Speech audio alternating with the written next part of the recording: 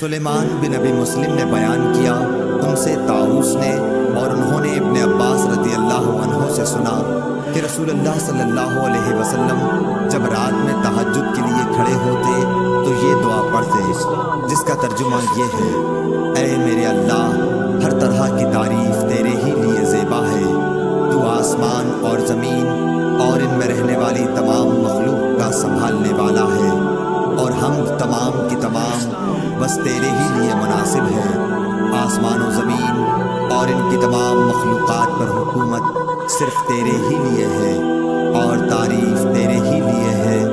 تو آسمان اور زمین کا نور ہے، اور تعریف تیرے ہی لیے زیبا ہے۔ تو سچا ہے، تیرا وعدہ سچا، تیری ملاقات سچی، تیرا فرمان سچا ہے۔ جنت سچ ہے، دوزخ سچ ہے، انبیاء سچے ہیں، محمد صلی اللہ علیہ وسلم سچے ہیں، اور قیامت کا ہونا سچ ہے۔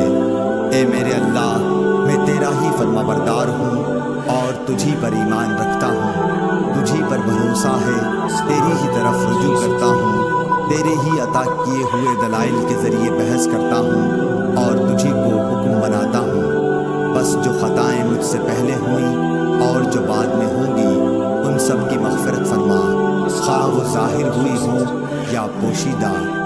آگے کرنے والا اور پیچھے رکھنے والا تو ہی ہے، معبود صرف تو ہی ہے، یا یہ کہا کہ تیرے سوا کوئی معبود نہیں۔ ابو سفیان نے بیان کیا کہ عبد الکریم ابو امیہ نے اس دعا میں یہ زیادتی کی ہے: لا حول ولا قوت الا باللہ۔